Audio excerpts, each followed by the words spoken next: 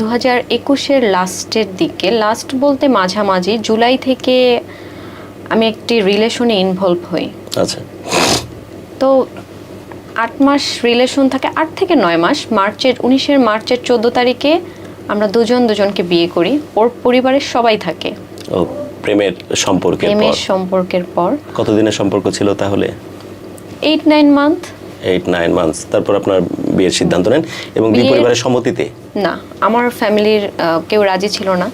বিয়েটা হচ্ছে মানে আমার যে বিয়েটা হয়ে যাবে আমিও কখনো কল্পনা করে নেই যে আমার যে বিয়ে হয়েছিল, তারপরও আমি শিওর ছিলাম যে আসলে আমার বিয়ে হয়েছে কিনা। এরকম একটা পরিস্থিতিতে আমার বিয়ে হয়েছিল। তো তার সাথে আমার পরিচয় হচ্ছে রাস্তা দিয়ে আমি যখন যাওয়া আসা করতাম কলেজে, স্কুলে, তখন মানে সে আমাকে ফলো করতো। তো ওই যে একটু কথা বলতে বা ফোন নাম্বার দেয়া নেয়া। তারপরে হচ্ছে হঠাৎ একদিন হুট করেই সে আমাকে রাস্তায় খুবই টানাহেচড়া করে যে আমি তোমাকে বিয়ে করব, এটা সেটা। সবাই চেনে যে আমি অমুকের মেয়ে। সো তারপরে হচ্ছে আমি আমার আম্মুকে কল করলাম, আব্বুকে কল করিনি। আম্মুকে কল করলাম, আম্মু আসলো। আসার পরে দেখলো যে না, বেশ ঝামেলাটা অনেক ভালোই। আমার আম্মু একটু রাগী, তো ওর কাছ থেকে আমাকে নিয়ে আসলো বাসায়। নিয়ে আসার পরে তো আমাকে অনেক মারধর করলো। আমার হাতে তখন একটা ফোন কিনে দিয়েছিল নতুন, সেই ফোনটাও ভেঙে ফেলছে আমার আম্মু। যে ফোনও থাকবে না, কোনো যোগাযোগও থাকবে না। আমার তখন হচ্ছে ইন্টার পরীক্ষার আগে আমার হচ্ছে ফাইনাল মডেল টেস্ট ছিল। আমি মাত্র একটা পরীক্ষা দিয়েছি। তো ফাইনাল মডেল টেস্টে হচ্ছে তারপরে আমার আম্মু অনেক করলো যে তোমাকে হচ্ছে আর আমি বাসায় রাখবো না, তাকে ভালোবেসেছো, তুমি তার কাছেই চলে যাও, থাকার কোনো দরকার নেই, তুমি আমার মান সম্মান কিচ্ছু রাখোনি। তো আমি ভাবলাম যে তাহলে পরীক্ষা শেষ করে ওর বাসাতে যাব, যাওয়ার পরে দেন হচ্ছে আমি ওর মার কাছে একটু কমপ্লেন করে আসি। তো আমি ওর মার কাছে কমপ্লেন করতে গিয়ে আটকা পড়ে গিয়েছিলাম। তারপরে ওর মার কাছে যখন আমি কমপ্লেন করতে গেলাম, তখন তার মাকে বললাম যে, তখন তো আন্টি বলতাম, আন্টি এরকম বিষয়, আপনার ছেলে তোমার সাথে এরকম করছে, এখন তো আমার ফ্যামিলি আমাকে রাখবে না, তো কি সে আমাকে বিয়ে করবে বিধে এরকম করছে, এখন আমাকে বিয়ে করতে বলেন, আমার ফ্যামিলি তো আর আমাকে ঘরে জায়গা দিবে না। তখন বললাম, তখন মানে ওই মুহূর্তে আমার শাশুড়ি অজ্ঞান হয়ে গেল। তার আবার খুব নাটকবাজ ছিল, অনেক নাটক করতে পারতো সে।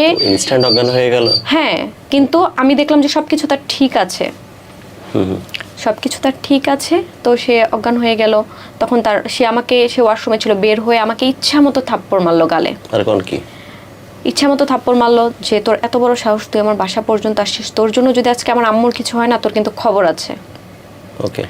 তখন সে আমাকে অনেক 2 গালে 2টা থাপ্পড় মারলো, অনেক জোরে জোরে। তারপরে হচ্ছে আমি ওর মাকে জ্ঞান নিয়ে আসার ট্রাই করলাম, মাথায় একটু পানি টেনে ঢাললাম। বুঝতেছেন যে এটা নাটক চলতেছে? তখন আমি জানতাম না, তখন তো আমি ভাবছি যে আসলে মনে হয় আল্লাহ আমার জন্য এরকম হয়ে গেল, এখন আমি কি করব। এবার আপনি সেবা শুশ্রূষা করতেছেন নাকি? হ্যাঁ। তারপরে ওর মার ওই অবস্থাতে রেখে ওর মা বাবা সবাইকে ও তালা দিয়ে আমাকে নিয়ে বাইরে চলে আসলো। আচ্ছা।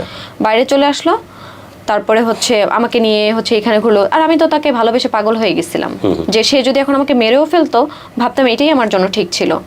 এখানে নিয়ে গেলো, ওইখানে নিয়ে গেলো, আমার একটা বড় ভাই ছিল, তার কাছে নিয়ে গেলো। নিয়ে যাওয়ার পরে তারপরে সে বললো যে ভাই এই অবস্থা। তো আমার ভাইয়া হ্যাঁ বললো না, নাও বললো না, কারণ জানতো যে ছেলেটা বেশি একটা ভালো না। ওকে।